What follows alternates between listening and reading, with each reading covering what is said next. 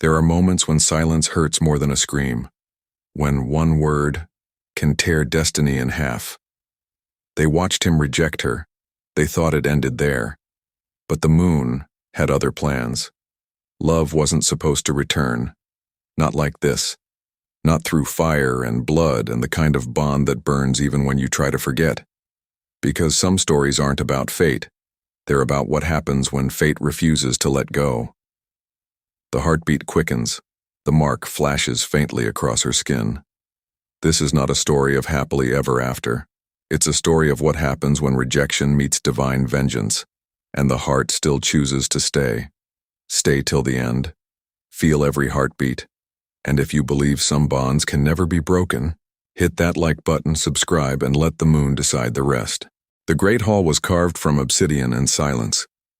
Moonlight spilled through the high windows like cold fire, touching the marble floor where she knelt, hands bound, hair tangled from the night they dragged her from her chambers.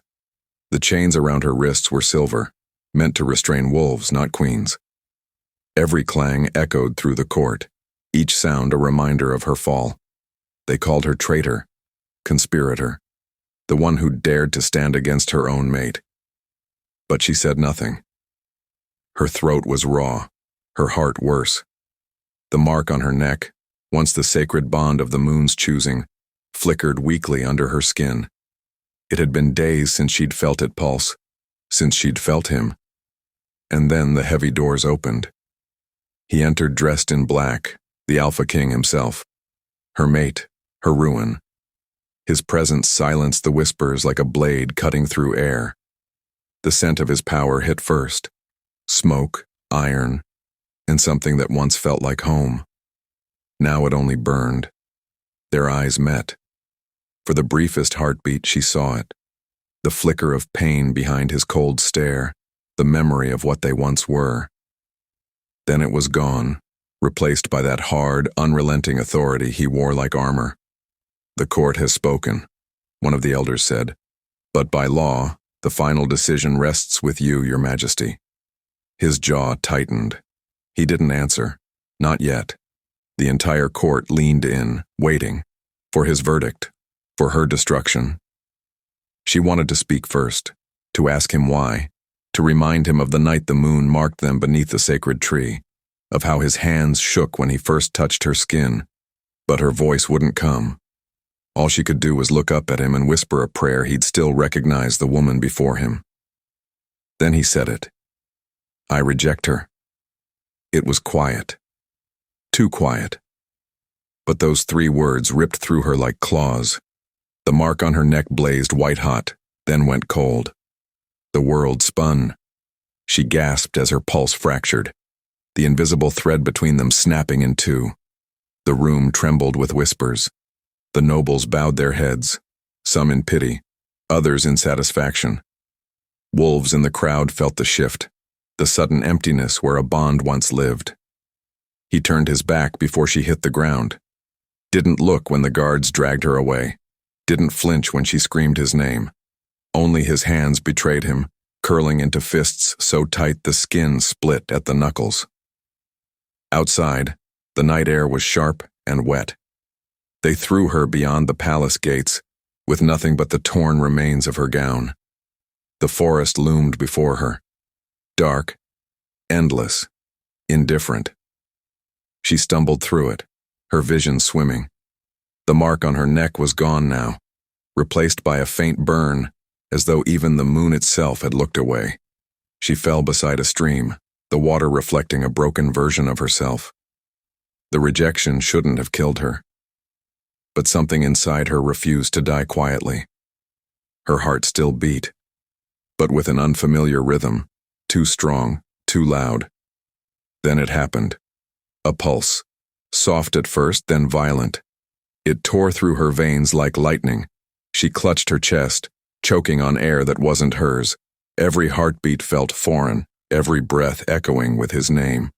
The mark that had vanished moments ago began to shimmer faintly beneath her skin. "No," she gasped. "You let me go." Somewhere far away, in his private chamber, the Alpha King froze mid-stride. His heart stuttered.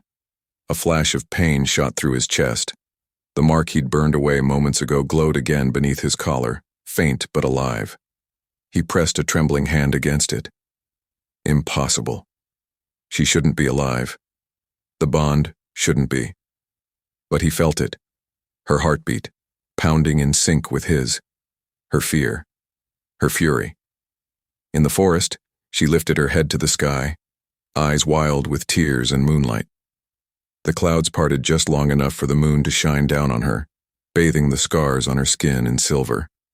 The light pulsed once, twice, then flared. Her body convulsed as the mark reappeared, brighter than before, shaped not like the gentle crescent of fate, but like a wound that refused to close. She screamed his name into the night, and miles away, the Alpha King's knees buckled. For the first time since his rejection, he whispered hers back. The scream tore through the night, hers first, then his. Two hearts miles apart, both convulsing under the same unseen flame. She woke in the forest, drenched in sweat, her skin fever-hot. The mark that should have died was glowing faintly through her torn dress, pulsing like a second heartbeat. Every throb came with his name, like the universe was forcing her to remember what he'd done, what they'd both lost. Her fingers shook as she touched it. The pain wasn't ordinary, it wasn't human. It was him. Every emotion he felt, rage, guilt, denial, lashed through her body in waves. It was the bond, reborn. But wrong this time, violent, demanding, hungry. Somewhere beyond the mountains in the shadow of his throne, he woke the same way. On his knees, blood dripping from his nose, the mark searing across his collarbone. His wolf clawed beneath his skin, growling her name over and over until he slammed his fist into the floor. No one could know. Not the court, not his council, not his enemies. He'd rejected her to protect the throne, to keep the prophecy from unfolding. But now the prophecy had claws. Every surge of anger made it worse. Every memory of her, the way her voice cracked when she said his name, made the mark flare with unbearable heat. When he tried to suppress it, the pain only grew sharper, like the moon itself was mocking him for believing he could defy fate. "Your Majesty?" one of his guards called from outside his chamber. "Are you unwell?" He forced a breath, wiped the blood from his mouth. "No," he lied, "just the moon." But the moon wasn't merciful. Days turned into nights that refused to end. She wandered the outskirts of the kingdom, hunted by those who believed her death could cleanse the curse. She learned to move quietly, to hide the glow under her skin. But sometimes, when the wind was still, she swore she could hear him. His heartbeat steady and deep, echoing against hers like a secret conversation neither of them could stop. Every time she tried to sleep, she felt him dreaming, saw flashes of his world, his crown, his hands. The mark throbbed harder when he was near the palace gates, like it knew he was thinking of her. She hated him for it, hated that even now, the bond made her body betray her. So she made a vow. She'd end it. For good this time, even if it meant facing him again. That night the moon rose full and merciless. He stood on the balcony, staring at it like an old enemy. The mark beneath his shirt was burning again, brighter than before. And then faintly, he heard it, her voice. Not in the air, inside his chest. The pain grew unbearable, pushing him to shift. But before he could, the torches along the courtyard flickered. A presence moved beyond the gates, cloaked in shadows, heartbeat familiar as his own. He descended the steps without calling his guards. The air thickened, charged. The scent of her, wild, rain-soaked, defiant, hit first. She stepped from the darkness, her eyes glowing silver in the moonlight. For a moment, neither spoke. The world held its breath. "I told myself I'd never see you again," she said softly. "But the moon doesn't listen." He swallowed hard, jaw tight. "You shouldn't have come." "Then reject me again," she snapped, stepping closer. "Do it properly this time. Maybe the moon will let me die for real." His gaze darkened. "You think I wanted this? You chose this," she hissed. "I chose survival." The mark flared between them, her chest, his collar, both burning with the same furious light. The air cracked, sparks rising from the ground as their emotions collided. The moon above brightened, its light bending toward them like it was watching, waiting. She stumbled back, clutching her chest. "What is happening?" He reached out instinctively, catching her wrist. The instant their skin touched, the mark exploded into pure silver fire. The ground trembled, the night split open, and suddenly the reflection of the moon rippled across a pool beside them. No longer just light, but the shimmering face of the goddess herself. Her voice filled the air, not from the sky but from her. The woman gasped as the moon's glow bled into her eyes, turning them white and otherworldly. The goddess spoke through her lips, calm and eternal. "You were never meant to choose." The wind died. The forest bowed. He dropped to his knees, staring up at the woman whose body now burned with divine light. And for the first time since his rejection, he realized this wasn't punishment. It was reclamation. The night after the moon spoke through her eyes, silence fell over the land. The air itself seemed to breathe differently, slower, heavier, as though the goddess's voice had seeped into the soil, into the bones of every creature that had witnessed her defiance.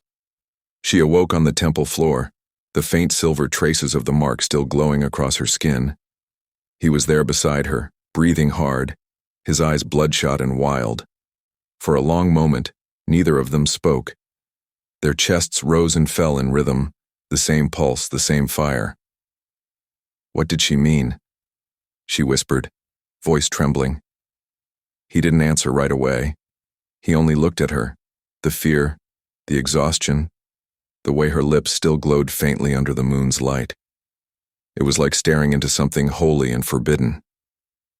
"You were never meant to choose," he said at last, repeating the goddess's words under his breath. "That's what she told me once, before I ever met you." Her gaze snapped to him. "You knew?" His silence was answer enough. He rose, unsteady, and turned toward the shadows of the forest where his guards waited beyond sight. "This curse, whatever it is, it ends tonight." But it didn't. That night, the palace archivists unearthed the forgotten scrolls of Lunara, the first moon queen cursed by her mate's rejection. The writing spoke of a bond that could never be destroyed under the moon's witness. When severed by choice, it reversed, binding not by love but by suffering. One breath drawn from another, one heart beating through pain. When one bleeds, the other thrives. The curse of balance. He stared at the scroll until the words blurred, every part of him recoiling at what he'd done. He hadn't freed them. He'd chained them both to something worse. Days passed, and the bond's cruelty revealed itself in quiet, merciless ways. When he lost his temper in the council hall, a sharp sting sliced across her palms miles away, leaving trails of crimson like the mark's veins. When she wept alone in the woods, he felt it, his wolf surging in rage, eyes glowing gold, tearing through the nearest wall to silence the pain he couldn't name. He began to hide it from his court, the tremors in his hands, the flashes of silver under his skin, the way his heartbeat sometimes skipped to the rhythm of hers. But the longer he denied it, the more the bond fought back. His strength began to fade. His wolf snarled against his ribs, demanding her scent, her presence, her balance. "She's the source," he told himself. "If I can control her, I can control it." But deep down he already knew. There was no control in what the moon had created. Only surrender. Far from the palace, she felt him too. Every night his power throbbed through her veins like a storm tide. She tried to resist, to meditate, to burn the mark away again, but the more she fought it, the deeper it carved itself into her. Then came the night of the blood moon. The border alarms howled across the kingdom. An army, rogue wolves, bitter from his rule, had come to strike. He rallied his warriors, but as he prepared for battle, The mark on his chest seared alive, pulling strength from somewhere he couldn't see. Somewhere she was. In the forest, she dropped to her knees as her life force began to drain, silver light escaping her body like mist. Her heartbeat quickened, sinking to his, the rhythm of war. No, she gasped. Not again, but the bond had made its choice. Her pain became his weapon. Her body trembled with exhaustion as his power surged, unstoppable. On the battlefield, he fought like a creature of divine fury, every strike, every roar amplified by her unwilling sacrifice. His enemies fell like shadows under the moon's gaze. When the battle ended, he stood drenched in blood and silence. His heart slowed. His mark cooled. And only then did he realize the pain that had fueled him wasn't his. She woke hours later, shaking, her body pale and weak. The mark still burned faintly, pulsing like a wound that refused to heal. Somewhere deep inside, she felt his satisfaction, his victory, and for the first time she understood. Every surge of his strength was paid for by her agony. Every battle he won, every fury he unleashed, came from her blood. He hadn't just felt her emotions, he'd used them. The morning after the battle, the palace was painted in silence.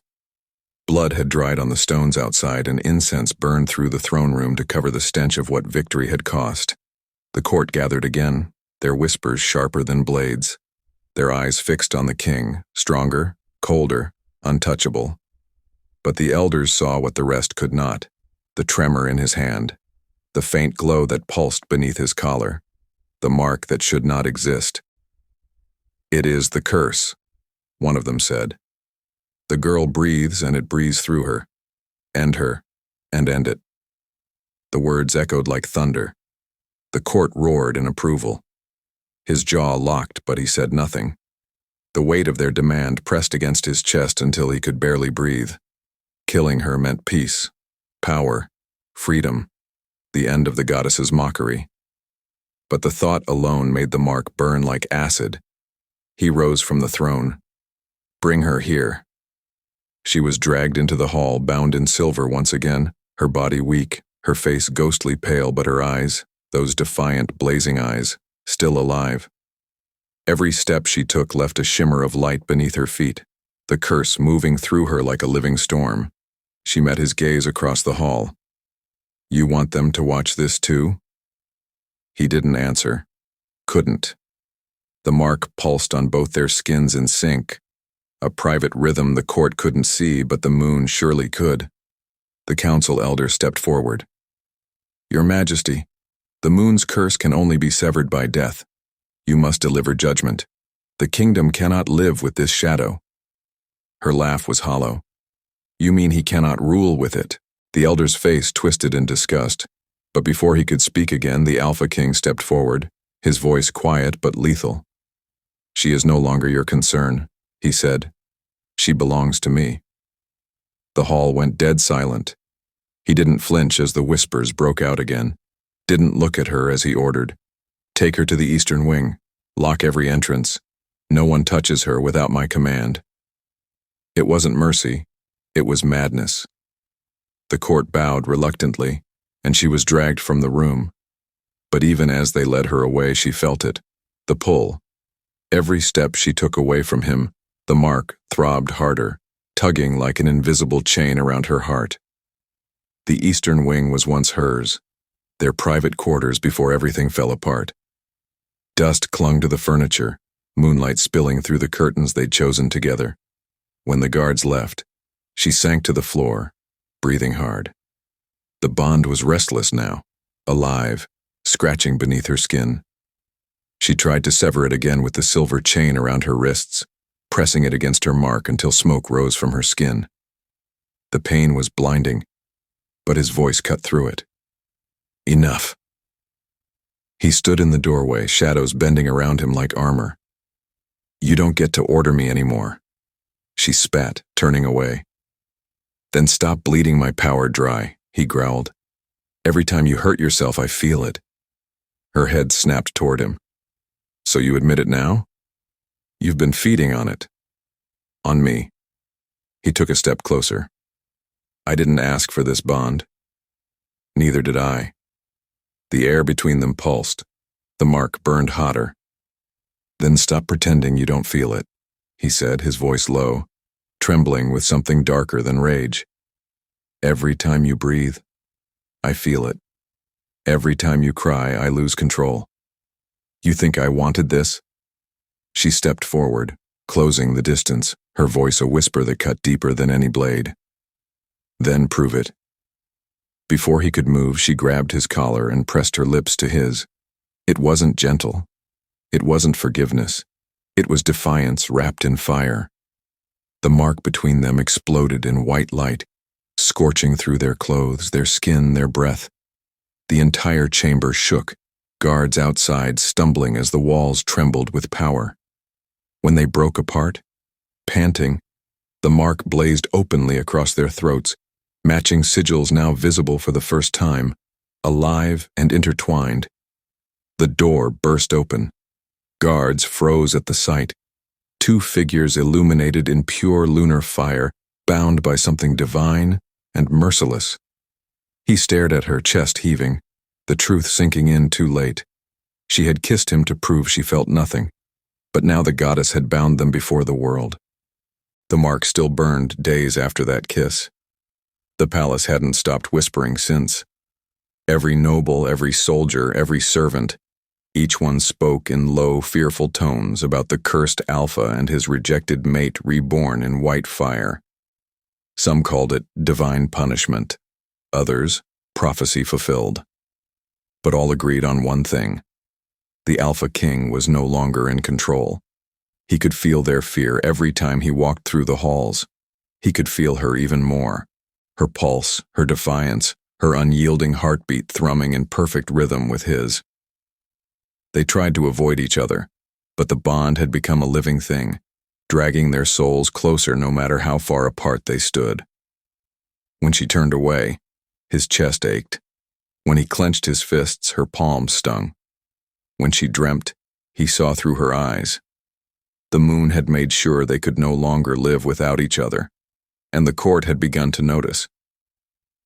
The council gathered behind closed doors. The curse has unbalanced the realm, the eldest warned. Our Alpha bleeds his strength into the woman who defied him. His enemies can smell it. He knew they were right. Already, border packs were testing his defenses. Rogue Alphas whispered rebellion, sensing weakness in his hesitation. He couldn't afford mercy. He couldn't afford her. But when he tried to imagine a throne without her heartbeat tethered to his, the mark flared until his vision blackened. So he made a choice, one that silenced his counsel and shocked the court. He crowned her before them all, not as his queen of peace, but as his queen of war. The ceremony was not gentle. There were no vows, no roses, only blood and ash smeared across her hands as he declared, "She fights beside me. Her life is mine. My power, hers." It wasn't a promise. It was a warning. The courtiers bowed, too afraid to speak. But in her eyes he saw the truth. She hated him for it, hated how easily he could command her fate. Yet the bond between them pulsed with something darker than hatred, a fire neither could name. War came at dawn. The northern border burned under the first wave of attack, rogue wolves descending in swarms. The air was thick with the stench of blood and smoke. He rode to the front lines armored in black steel, the moon's mark glowing faintly beneath his skin. She followed, bound by his command and the pull of the curse that refused to release her. On the battlefield, they were unstoppable. When he struck, she felt the movement before it happened, her body mirroring his instinctively. When she leapt, he was already there, blade meeting blade, their breath sinking through the chaos. The bond turned every heartbeat into strategy, every glance into language. Their enemies fell as though the moon herself guided their hands. But the more they fought, the more the bond shifted, turning unity into something fierce, consuming. Between the screams and steel, they caught each other's eyes, blood on their faces, smoke curling around them, and the mark flared bright enough to sear through their armor. Every kill, every victory, fed it. It was no longer curse or blessing. It was hunger. And for a moment, amidst the roar of battle, she forgot to hate him. She forgot the rejection, the pain, the lies. There was only the rhythm of his breathing, the sound of her name on his lips, and the savage harmony of two souls fighting as one. But the moon had not granted them victory without cost. The second wave came at dusk, faster, stronger, desperate. The rogues surged like a tide. She moved to defend his flank, blades flashing silver under the dying light. He turned to shout her name, but too late. A spear cut through the chaos, catching her in the side. Her body stiffened. Her blade fell from her hand. He froze, eyes wide. The world went silent around him. And then the pain hit, splitting through his ribs, burning across his heart as though the same spear had pierced him too. He staggered, gasping. The mark ignited, flooding his veins with light. The bond screamed, binding them together in agony and panic. Her knees buckled as he reached for her across the field, his voice breaking as the world blurred to white. "Stay with me," he snarled through blood and pain, the battlefield trembling beneath the moon's gaze. "Don't you dare." But she was already falling. The battlefield still smelled of iron and smoke when she opened her eyes. The ceiling above her was white stone, the same chamber where they once slept side by side before everything fell apart. Pain throbbed through her ribs, dull but deep. A faint glow shimmered beneath the bandages at her side. The mark, healing her from within. She turned her head and saw him. He sat by the window, shoulders rigid, eyes dark and hollow. Dried blood still streaked his armor. His hands trembled against his knees, though he would never let anyone else see it. "How long?" she whispered. His gaze flicked toward her, voice low. 2 days. Her throat burned. "You shouldn't be here." "I felt your heart stop," he said flatly. "You think I could leave?" She tried to push herself up, but the pain flared through her body. He was beside her in an instant, steadying her with hands that shook more than hers. For a heartbeat, neither spoke. Their eyes met, the silence heavy with everything they'd refused to say. Then she asked the question that had been burning inside her since the moment he'd broken her. "Why did you reject me?" He froze. The words hung in the air like a blade between them. She watched his jaw tighten, his eyes flicker with something she'd never seen before.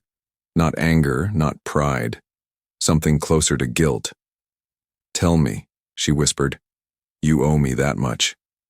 He exhaled slowly, his voice breaking just slightly. "Because the moon demanded it." Her brow furrowed. "What?" He rose, pacing the edge of the chamber, unable to meet her gaze. "There was a prophecy, before we were ever marked. The goddess came to me in a vision, told me that the bond between us would end the line of kings, that one of us would die before the other reached the next full moon. She said the only way to spare you was to sever it before the bond was sealed under the court's witness." Her breath caught, horror washing through her. "So you destroyed me. To protect me." His voice cracked on the next word. "Yes." Her chest heaved, tears burning behind her eyes, not from tenderness, but fury. "You let me believe you hated me. You let me fall apart in front of the court. Let them call me traitor, just to keep your secret. I thought if you hated me you'd survive," he said, stepping closer. "I thought if I became the villain you'd run and live long enough to forget me." She laughed then, a hollow, broken sound. "Forget you? You think anyone could forget being torn in half?" The mark on her skin flared with her rage. He flinched, feeling it too. "You didn't save me," she said through gritted teeth. "You cursed us both." He grabbed her shoulders, his voice trembling. "I know." The goddess twisted the prophecy. She reversed it. Instead of death, she gave us this balance, this bond that won't let us go. She said if I tried to save you, she'd make sure neither of us escaped the price. Her tears finally fell. Then all of this, Everything we've suffered, it's her doing. He nodded slowly. The moon doesn't forgive broken vows. She shoved him back, the mark pulsing white-hot. You should have told me. I would have chosen death if it meant freedom from this. His eyes softened, voice a whisper. And I would have chosen you, even if it meant mine. The room went still. For a moment, the bond quieted. No pain, no heat, only the sound of two hearts beating in sync, worn down by fate. But then, the air shifted. The light around them dimmed. The moon outside the window turned blood red. The temperature dropped, their breaths misting as the room filled with silver mist. The scent of night-blooming jasmine swept through the air, the sign of the goddess's arrival. Her voice echoed through the chamber, neither gentle nor cruel, but final. You defied my design. You twisted mercy into defiance. You broke what was never yours to control. The moon's light pooled around them, illuminating their marks. They burned through their clothes, merging, linking across distance, skin, and soul, until they glowed as one. The goddess's voice deepened. Only blood can balance what was broken. Then the light vanished, leaving them in silence, the echo of her words seared into their bones. He turned toward her, horror dawning on his face. She means, I know, she whispered, clutching her chest as the mark began to bleed silver. One of them would have to die. The goddess's voice still echoed long after the light faded. Only blood can balance what was broken. They had heard prophecies before, but this one clung to the air like poison. The words became a shadow over every step they took, every glance they shared. The mark between them never stopped burning now, no longer gold or silver, but the deep living red of a wound that refused to close. Days passed, then weeks, and the curse began to feed. It started with her nightmares, visions of him bleeding, of the moon crying in silver rain. Every time she woke, gasping, he was there in pain, clutching his chest as if her dreams had clawed through his ribs. Then came the daytime bleeding, his blood dripping when she wept, her skin bruising when he struck his fist against the wall. Their hearts were no longer their own. Every beat of his heart pulled a drop of blood from her veins. Every tear she shed filled his lungs with air he couldn't breathe. The moon had made them one, but it had done so through suffering. The court began to fracture. Whispers of madness spread through the halls. Guards who had once sworn loyalty now stepped back in fear, claiming their alpha was cursed beyond redemption. Some of the council fled. Others plotted in secret to overthrow him before the curse took them all with it. But the worst betrayal came from within. His beta, the brother he'd raised since boyhood, gathered those who'd lost faith. He's dying, the beta said, and when he falls, the curse will fall with him. The palace turned into a den of conspiracies. He tried to hide it from her. He forced a calm he didn't feel, masking the tremors that racked his hands, the crimson blooming beneath his shirt whenever the bond took too much from him. But she saw through it. She always did. You're fading, she whispered one night as the fire crackled low between them. He looked at her, eyes rimmed with exhaustion and love he couldn't name. If the goddess demands blood, it'll be mine. Her throat tightened. Don't you dare. You don't understand, he said, reaching for her hand. Every time you suffer, it feeds. Every time you cry, it strengthens. The only way to stop it is to end me. You can survive without me. I can't without you. She tore her hand from his grip, voice breaking. You think I could live with that? After everything? You call this love? It's a war you started and now you want me to end it with your blood. His jaw clenched, pain flickering behind his gaze. Then let it consume me, not you. It's too late for that, she whispered. It's consuming us both. By the time the final moon of the year rose, the palace was a ruin of loyalty and ash. Wolves fought wolves in the courtyards, silver blood staining the stones. The curse pulsed through the city like a living storm, binding, twisting, punishing. He stood on the balcony, the night wind whipping through his hair, his chest bare where the mark glowed brightest, spreading across his heart like veins of light. She approached quietly behind him, the same glow crawling up her throat, illuminating the tears she could no longer hide. "The moon's full," she said softly. He turned to her. "The last one." Neither spoke for a long time. The war outside had gone quiet, but their world was already burning from within. She stepped closer, close enough to feel his breath tremble. "If it feeds on denial," she whispered, "then maybe the only way to end it is to stop fighting it." His eyes darkened, understanding dawning like fire. "You mean, stop denying what's already killing us," she said. "Stop pretending it's just fate. It's us. It's always been us." Her fingers brushed his cheek, gentle but shaking.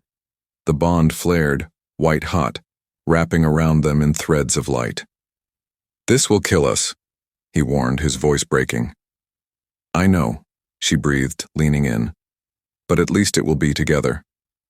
And then she kissed him. It wasn't the desperate kiss of war or the angry one of defiance. It was surrender, the kind that shatters curses and hearts alike. The mark between them blazed brighter than the moon, burning into their skin, their souls, their names. The light flooded the sky, drowning the world in white.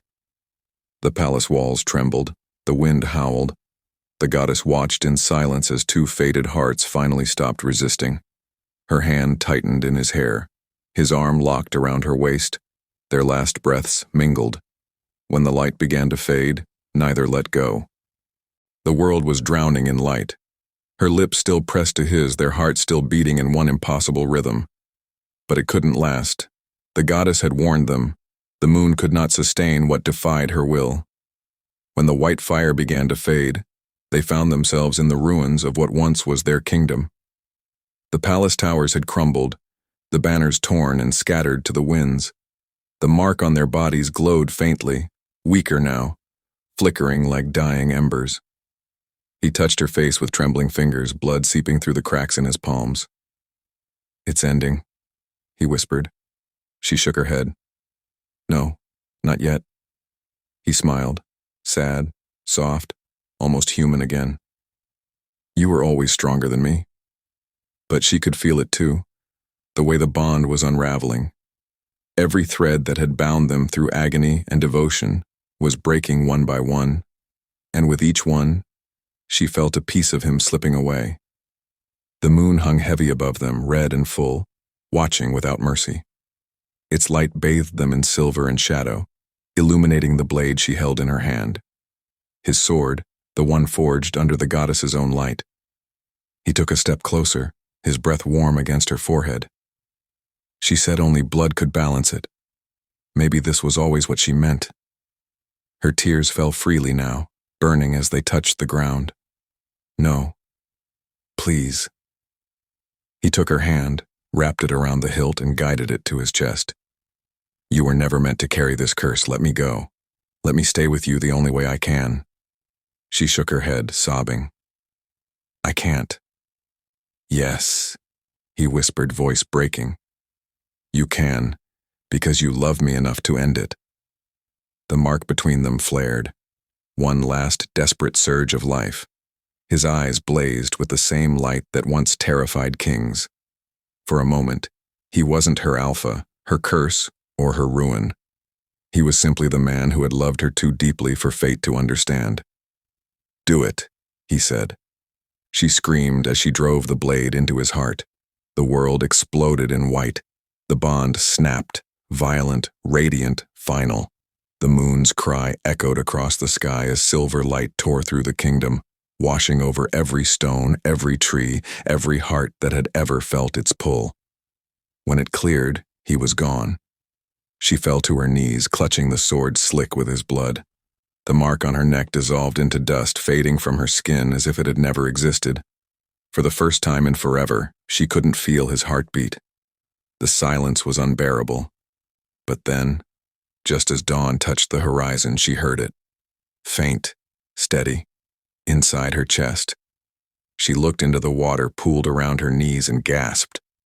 The reflection staring back wasn't the same woman who had fallen in love, been rejected, and burned under the moon's curse.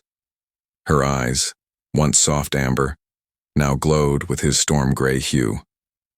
The mark had not vanished. It had moved. It pulsed within her eyes, bright and quiet, a living echo of him. When she breathed, she heard his heartbeat.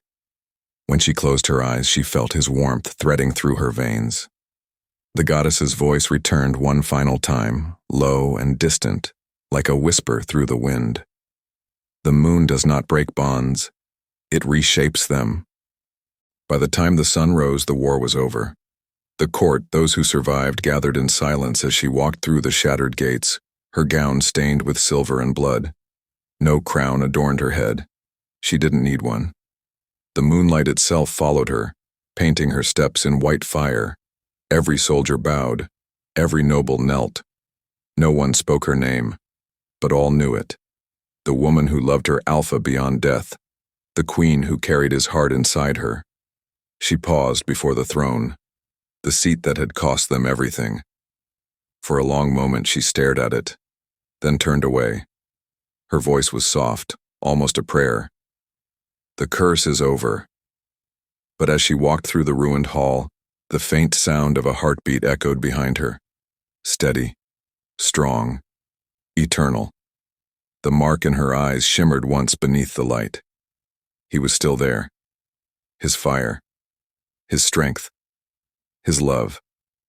Forever bound, not by fate, but by choice.